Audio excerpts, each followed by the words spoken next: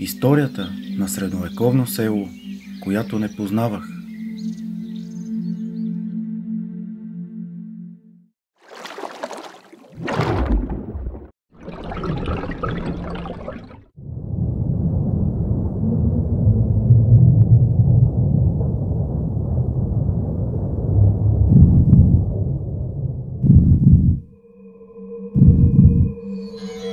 Останките започнаха да се появяват като силуети от миналото.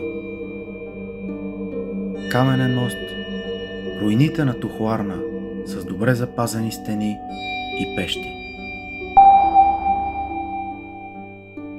История на векове се разкри пред мен в тъмните води на планинско езеро.